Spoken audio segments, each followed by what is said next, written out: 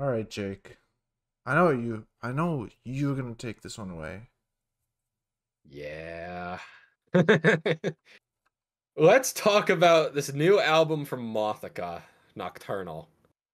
Relive every moment, hoping you don't notice. You just chipped a red light in my mind.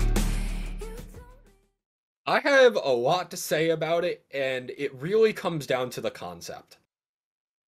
This is very clearly a concept album about sleep, about dreams, about the night, and about all of the bad things that go on late at night, and like how all those things come together, where there are those nights where you just can't sleep and you're stuck in your head, or there's nights where you don't like even want to go to sleep.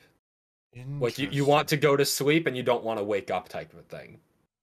I There's a I lot of depth to this album lyrically that takes a few listens to pick up on, but once you start to pull the pieces together, this is one of the most compelling albums I've heard all year, and one of the most successful executions of a concept album I think I've ever heard. wait. You know what? This is why music's amazing because I have a totally different interpretation. Oh, okay. Let's hear it then. I think this is about a broken relationship. Yep. There's definitely elements of that too. Like I I see what think, you mean. Like you're taking it very literally, like with yeah. the what are they called, interludes. hmm Um, Very, at the surface level, I think it's about like sleep and depression yeah, and those types of feelings. But I think I was reading through like some of the lyrics and some of the comments that she's made about it, and there is like a deeper layer of relationships. hmm But as someone that's never been in a relationship, that's not exactly something that I pick up on super easily. And all the ties to like anxiety and depression and like the things that go through your head late at night is what I picked up on more so.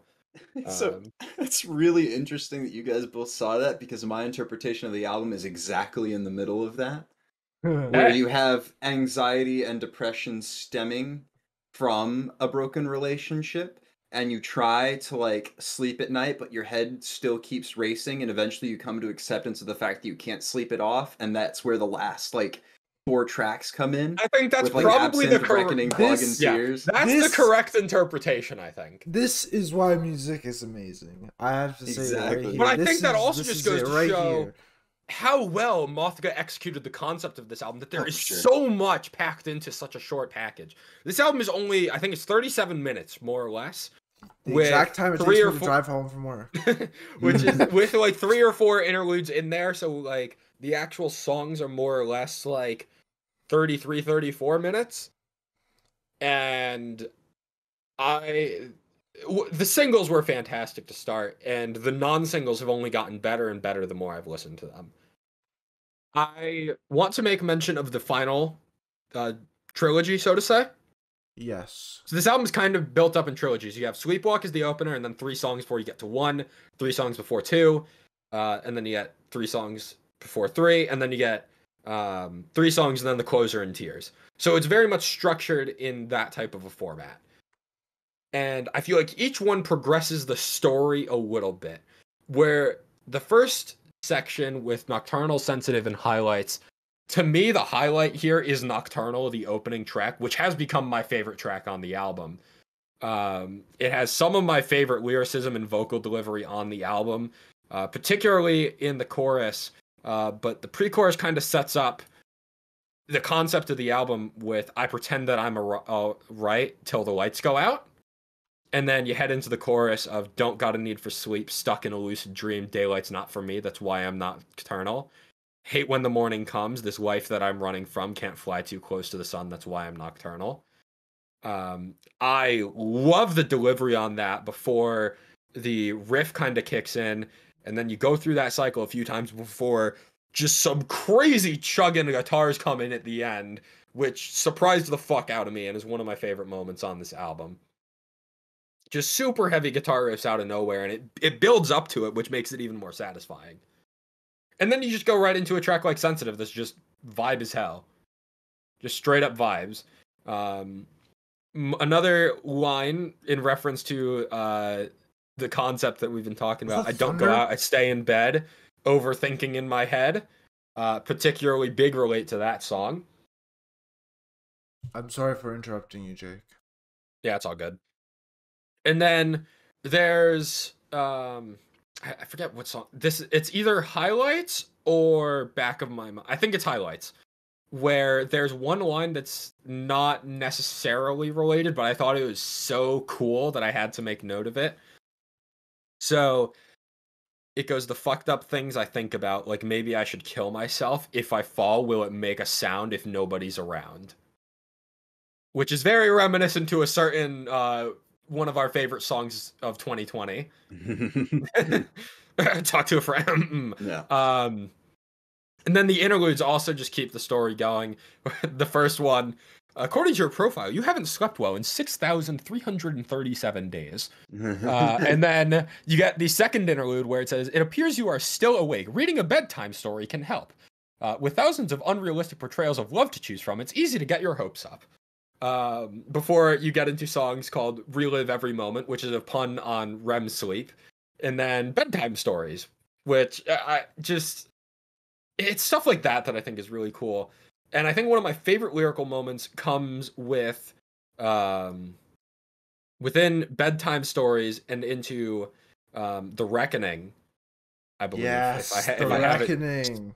If I have it straight, where bedtime stories says just a little girl from Oklahoma reading Juliet and Romeo, didn't think love could exist if they don't die in the end. Bedtime stories goes into Lullaby real quick. Like yeah. And Lullaby, it's one of the songs that has grown on me the most, but that line about Romeo and Juliet comes back in The Reckoning, where it says, you made your bed, now lie in it, wash the blood, Lady Macbeth.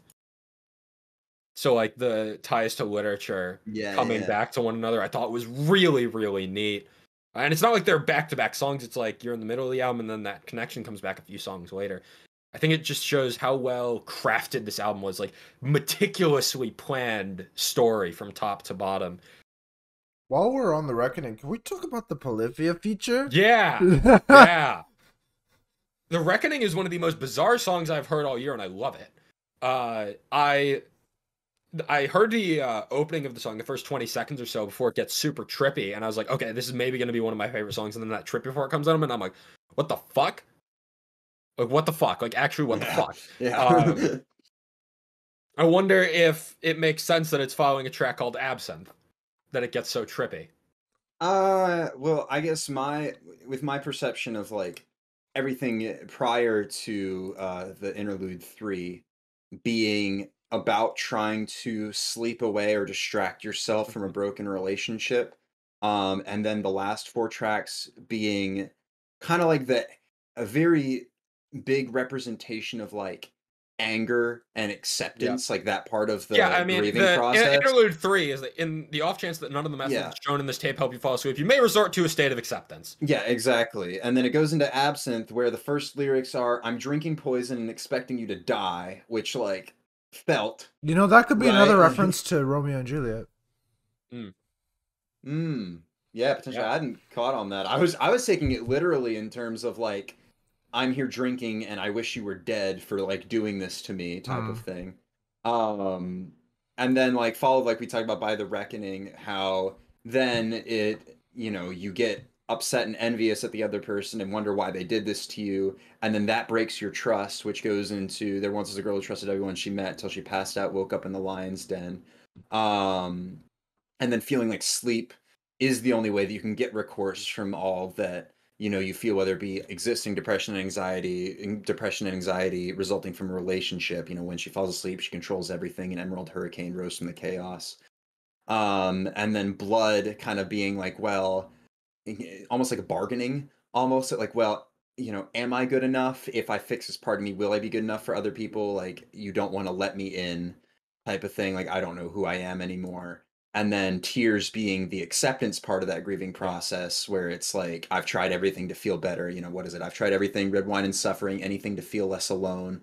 And then of grief. Right. And then recognizing that despite all that, like, look what I've made with my tears, both in terms of, like, the album in a literal sense, and also, like, look at this new version of me. Like, I'm almost like a moth that's hatched from a cocoon, that I'm better off because of all this and the trauma that I've had, despite the fact that it hurt me, it's made me into the person I am now, and look at the person I am now type of thing. Yeah, definitely. And I think it's like the last line of this album is "Look what I've made with my tears" before it just fades out. Yeah, And this is the album that you have made with your tears, and it's fantastic. Yeah. It's just so expertly crafted. Yeah. I didn't expect something like this. I really, even when I saw the track listing, I figured that there was going to be some stuff with interludes, but I didn't expect the concept of all this, given the singles that we had, for it to all come into place so well, and it does. Yeah. This is an album. This is like we say with Starset that a Starset album is an experience. This is an experience. This is not. You are not going to hear another album like this album this year. If you do, let us know, because I want to. Yeah, I want to hear it. Yeah. And like I'm sure that a lot of the things that we have pieced together about this album probably aren't even correct. Right. Hey, like I said, it's all subjective. Yeah. Like there's so much depth and detail and meticulous thought put into the lyricism and how it all connects that we've probably like connected some of the dots, but there's definitely some of the dots that we haven't pieced together that we might not ever piece together. Oh no, guess I just have to listen to this album more. What a shame. Yeah, what a shame. However will I manage? This is my biggest recommend of the month, and it's not particularly close. I don't know if I go that far, but I would still give it a pretty big vouch. This is really You're biased, hush. It's quick, 37 minutes, just one drive home. In and out. Just one simple drive home. Yeah. 17. Yeah, we're driving 17 tracks. Sounds Richmond to Toronto. Yeah, that's 7. like 20 listens on my way to Jacob. Oh, it's more than definitely that. more than 6 hours, yeah. Oh man. Yeah, that's really all I wanted to talk about with this album was just how well the lyrical concept came together. Obviously, I enjoy it from front to back. I am going to say that about an album we're going to be talking about soon. So this album is made special by its lyrical content, and that's its biggest selling point.